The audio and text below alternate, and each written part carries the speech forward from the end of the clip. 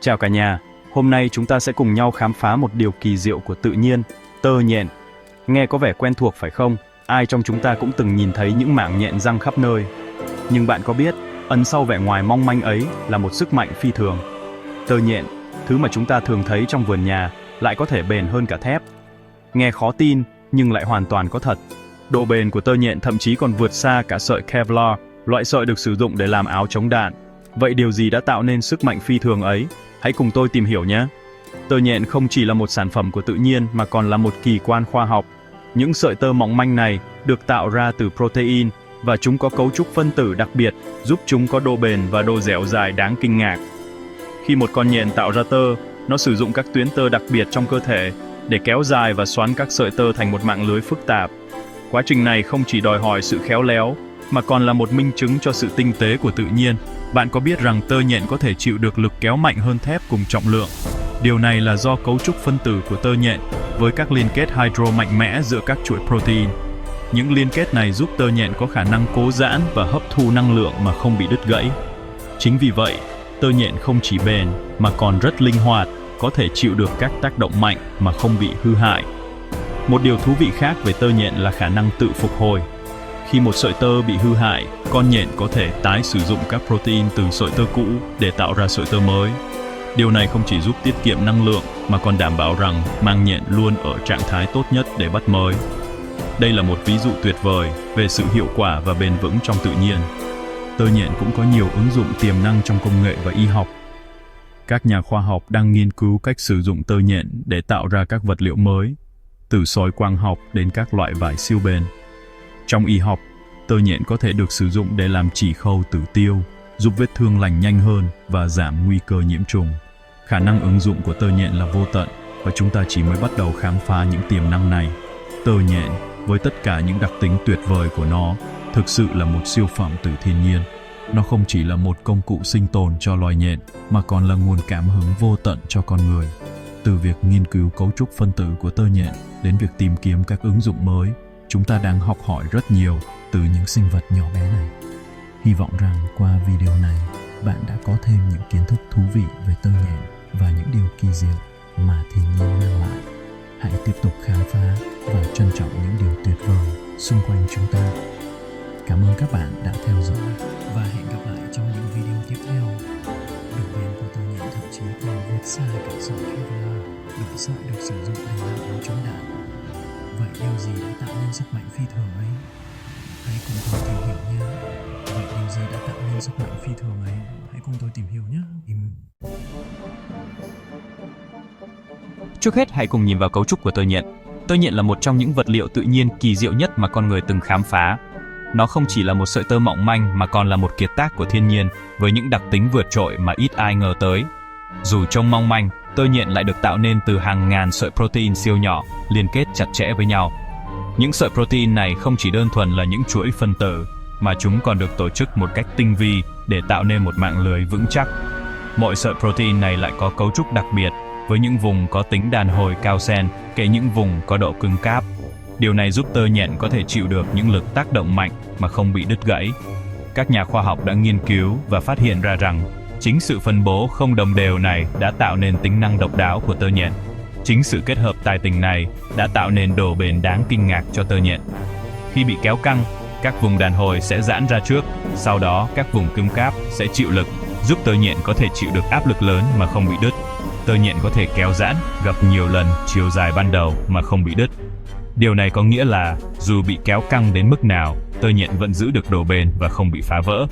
Đây là một trong những đặc tính quan trọng giúp tơ nhện trở thành một trong những vật liệu tự nhiên bền nhất. Nó còn có khả năng chịu lực tác động rất lớn, vượt xa cả thép cùng kích thước. Điều này đã khiến các nhà khoa học và kỹ sư phải kinh ngạc và tìm cách ứng dụng tơ nhện vào nhiều lĩnh vực khác nhau, từ y học đến công nghệ vật liệu. Tơ nhện không chỉ là một kỳ quan của thiên nhiên mà còn là nguồn cảm hứng vô tận cho những phát minh và sáng tạo của con người.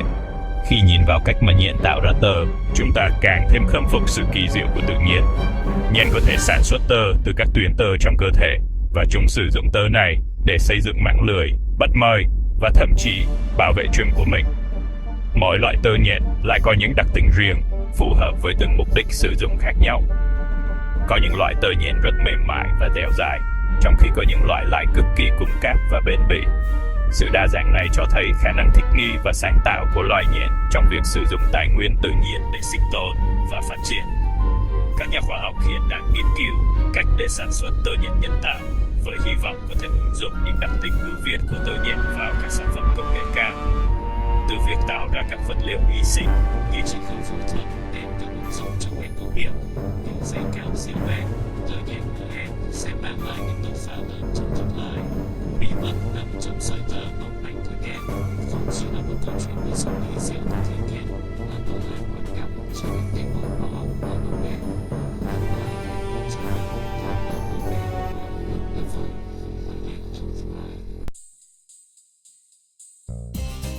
Đi sâu vào thế giới vĩ mô, chúng ta sẽ còn bất ngờ hơn nữa với thành phần hóa học của tơ nhện. Tơ nhện được tạo thành từ các protein đặc biệt, chủ yếu là fibroin. Fibroin trong tơ nhện có cấu trúc rất đặc biệt, với các chuỗi amino acid sắp xếp theo dạng tinh thể và vô định hình. Cách sắp xếp này tạo nên sự kết hợp hoàn hảo giữa độ bền và độ đàn hồi. Bên cạnh đó, tơ nhện còn chứa nhiều thành phần khác như alanine, glycine, serine, góp phần tạo nên những tính chất ưu việt của nó. Section 4. Tơ nhện và những ứng dụng đổi thay thế giới. Với những đặc tính vượt trội, tơ nhện hứa hẹn sẽ là vật liệu của tương lai. Ứng dụng của nó vô cùng đa dạng, từ y học, công nghiệp cho đến quốc phòng. Trong y học, tơ nhện có thể được dùng làm chỉ khâu phẫu thuật tự tiêu, băng vết thương, thậm chí là khung xương nhân tạo. Trong công nghiệp, tơ nhện là nguyên liệu tiềm năng để chế tạo vai siêu bền, dây cáp, vật liệu composite. Section 5. Tương lai cho chất liệu kỳ diệu. Với tiềm năng to lớn, tơ nhện đang là tâm điểm nghiên cứu của nhiều nhà khoa học trên thế giới. Mục tiêu của họ là tìm ra cách sản xuất tơ nhện nhân tạo với số lượng lớn và chi phí thấp. Nhiều phương pháp đã được thử nghiệm, từ việc nuôi nhện lấy tơ cho đến sử dụng các kỹ thuật sinh học để tạo ra tơ nhện trong phòng thí nghiệm. Tuy nhiên, hành trình chinh phục loại vật liệu kỳ diệu này vẫn còn nhiều thử thách.